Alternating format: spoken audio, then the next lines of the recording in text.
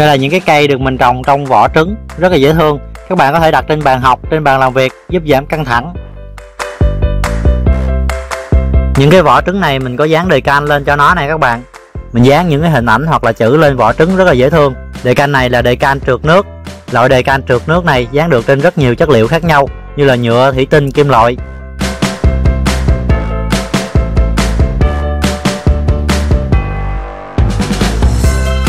Loại đề can này rất là mỏng và trong suốt cho nên khó thấy viền, nhìn rất là đẹp. Những loại cây thích hợp để trồng vào vỏ trứng là những loại cây có sức sinh trưởng chậm như là cây sen đá, cây xương rồng, cây móng rồng hoặc là cây cỏ may mắn.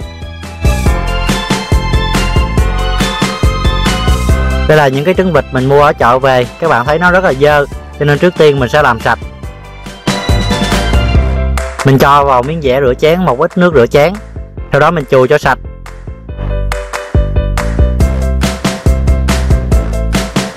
Sau khi chùi xong thì mình đổ nước dơ đi và mình cho nước sạch vào để rửa trứng lại cho sạch. Bây giờ mình dùng khăn giấy để lau khô số trứng này. Để trồng cây vào vỏ trứng thì mình sẽ cắt đầu của vỏ trứng đi. Quả trứng nó sẽ có hai đầu, một đầu lớn và một đầu nhỏ. Mình sẽ cắt đầu nhỏ của quả trứng. Có hai cách để cắt đầu vỏ trứng. Cách thứ nhất là các bạn sẽ mua cái dụng cụ cắt trứng hình chuông. Các bạn chỉ cần mua cái dụng cụ này về và các bạn tách trứng rất là dễ dàng. Cái thứ hai là các bạn sẽ dùng một cái cưa để cưa cái phần đầu của vỏ trứng. Mình sẽ hướng dẫn với các bạn cách thứ hai này. Mình sẽ dùng một cái ly nhỏ để làm dấu vị trí cần cưa. Sau đó mình đặt quả trứng lên ly.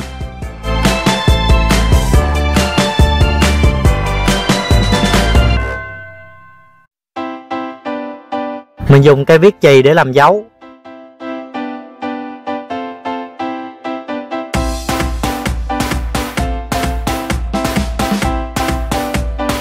Có một số nét bị đứt mình sẽ tô lại.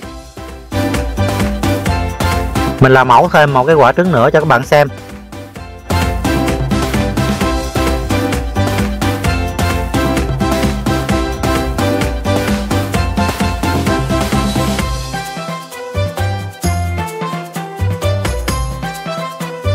Các bạn thấy rất là dễ dàng. Cái thứ hai là các bạn sẽ dùng một cái miếng giấy cứng. Mình dùng cái bìa tập, mình đo 5 cm, sau đó mình cắt ra.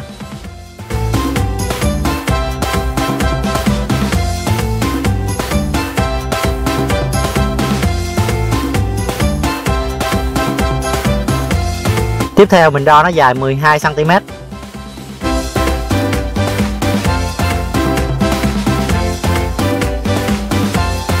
Sau đó mình cuộn tròn lại như thế này. Mình đo thử. Như thế này là vừa rồi nè các bạn. Mình dùng kim bấm giấy và bấm lại.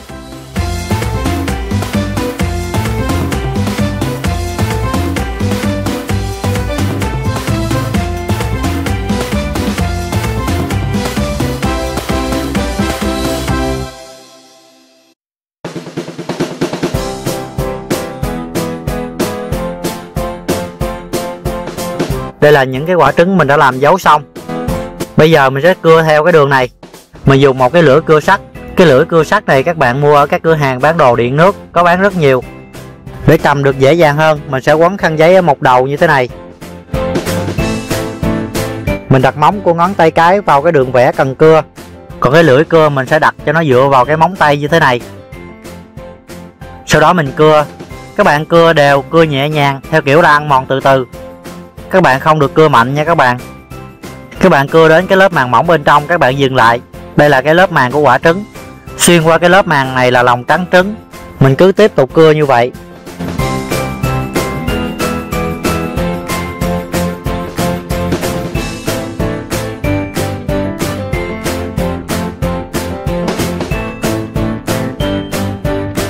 Sau khi cưa xong thì mình sẽ lấy khăn giấy để lau cho hết bụi.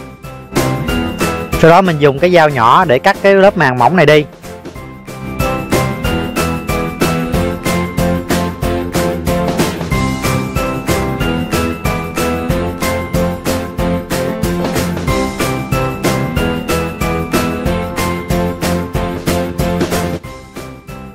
Các bạn thấy mình tách cái phần nắp phía trên ra rất là dễ dàng. Tiếp theo mình sẽ khoét lỗ thoát nước. Mình dùng cây viết chì để đánh dấu chính giữa của vỏ trứng. Sau đó mình dùng cái dao có mũi nhọn như thế này và mình gõ nhẹ vào chỗ mình đã làm dấu. Các bạn lưu ý là mình chỉ gõ nhẹ thôi, chứ không phải là đâm mạnh vào nha các bạn.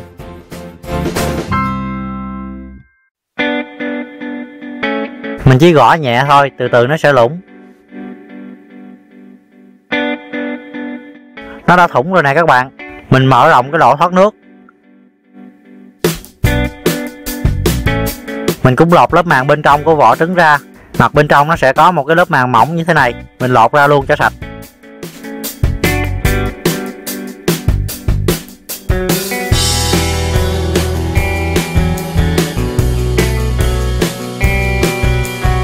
Tiếp theo thì mình sẽ dùng sơn bóng để phủ lên trên vỏ trứng, giúp cho vỏ trứng nó bóng hơn và nó bền hơn. Đây là loại sơn bóng mà mình dùng. Sơn bóng nó có mã là A10. Để sơn lên vỏ trứng thì mình sẽ lấy ra 2 miếng xốp như thế này. Miếng xốp này mình bẻ ra từ thùng xốp, mình để lên trên một miếng bìa cạc tông. Mình sẽ ghim những cái đoạn que tre nhỏ, hoặc là mình dùng dây kẽm ghim đứng lên như thế này.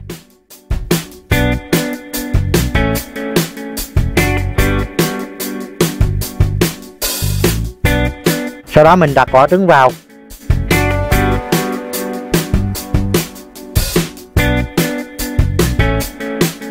Rồi mình phun sơn lên. Mình đợi khoảng 10-15 phút cho lớp sơn thứ nhất nó khô. Sau đó mình sẽ sơn tiếp lớp sơn thứ hai. Bây giờ lớp sơn thứ nhất nó đã khô, mình sẽ sơn tiếp lớp sơn thứ hai. Các bạn lưu ý sau khi sơn lớp sơn thứ hai thì mình sẽ đợi khoảng 1 giờ cho sơn nó khô hẳn. Sau đó mình dán đề can lên cho đẹp. Đây là đề can trượt nước. Mình cũng dùng sơn bóng, sơn ATM để sơn phủ lên cái miếng đề can này.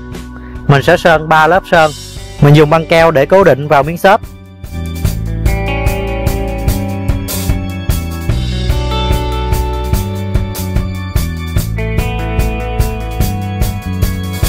Trước khi phun sơn thì mình sẽ lau sạch. Mình sẽ đợi khoảng 10-15 phút cho lớp sơn thứ nhất nó khô. Sau đó mình phun tiếp lớp sơn thứ hai. Lớp sơn thứ ba mình cũng làm tương tự như vậy. Sau khi phun xong lớp sơn thứ ba thì mình sẽ đợi khoảng 1 tiếng cho sơn nó khô hẳn.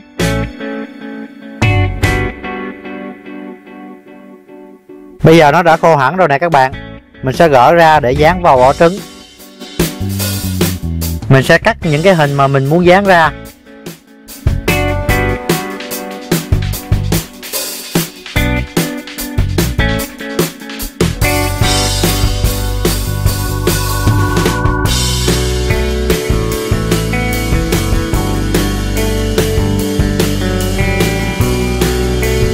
Mình sẽ thả miếng đề can vào nước, rồi mình sẽ đợi khoảng 7-8 giây.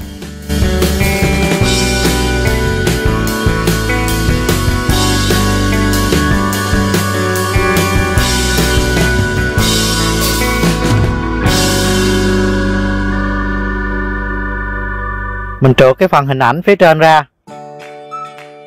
Nó sẽ tách khỏi cái phần đế bên dưới rất là dễ dàng.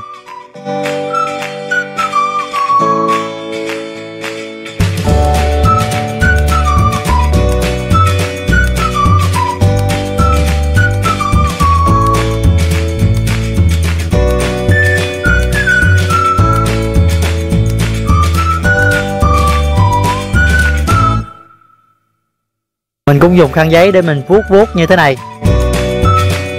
Khi các bạn dùng khăn giấy để vuốt đề can thì các bạn dùng một cái ngón tay để giữ đề can lại, tránh nó bị xê dịch.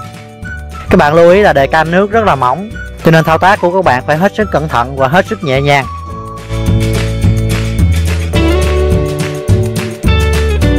Như vậy là xong rồi nè các bạn. Mình sẽ dán một hình khác phức tạp hơn. Mình sẽ cắt chia nhỏ cái hình này ra, như vậy sẽ dán dễ dàng hơn.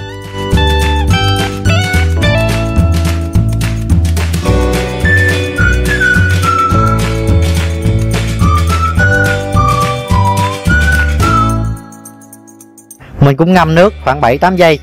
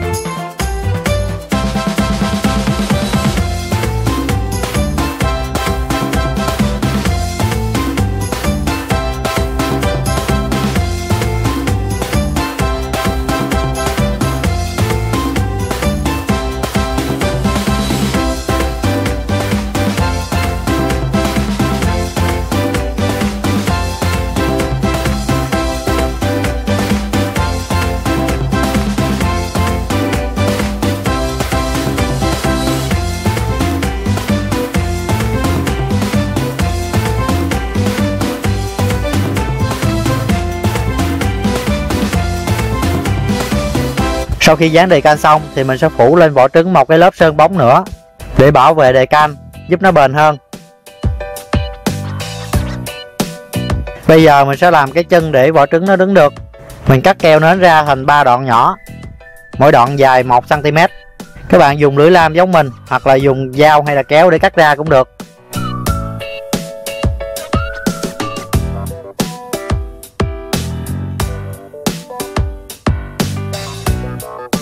Mình lấy cây tăm và ghim vào chân của vỏ trứng, sau đó mình đốt và dán vào.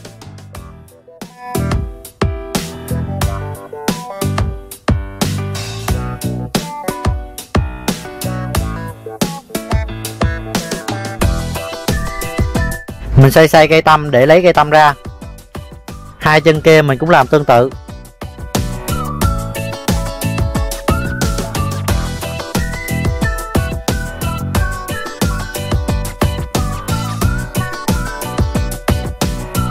Sau đó mình đốt nóng 3 cái chân này. Và mình đặt nó xuống bàn, mình giữ cho nó cân bằng và nó đứng thẳng. Mục đích là để 3 chân nó đều nhau.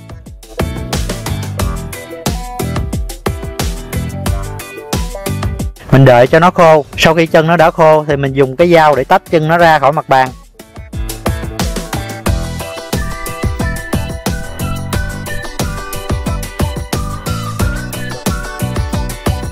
Lúc này thì 3 cái chân của nó đã bằng nhau rồi nè các bạn. Mình lấy một cái dĩa nhỏ để lót phía dưới như thế này để hứng nước và để vỏ trứng nó đứng vững hơn. Mình sẽ dùng keo AB để dán chân của vỏ trứng vào dĩa. Mình không đốt keo nến dán vào dĩa là vì khi mình tưới nước thì nước nó sẽ nhiễu xuống dĩa. Keo nến sau một thời gian tiếp xúc với nước thì nó sẽ tróc ra. Cho nên mình dùng keo AB để cho nó cứng hơn và nó bền hơn. Keo AB nó sẽ có 2 tiếp A và B như thế này. Mình lấy ra mỗi tiếp 1 giọt.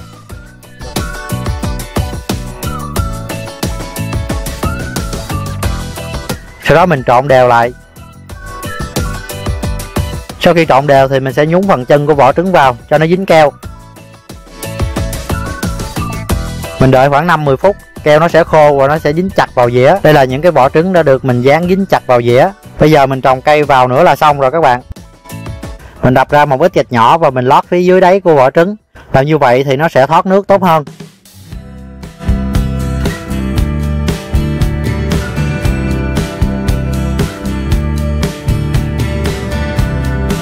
Mình dùng cái bìa tập mình cuộn lại và mình đổ đất vào vỏ trứng.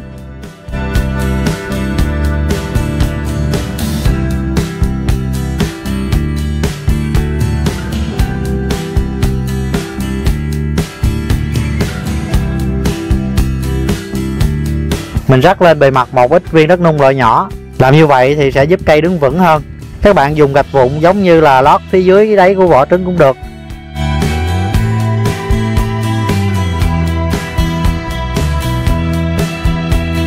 Nếu như vỏ trứng của các bạn không may bị nứt như thế này thì các bạn có thể dùng sơn móng tay loại sơn trong để trám lại, giúp cho vết nứt nó không bị lan rộng. Mình sẽ phủ lên chỗ bị nứt.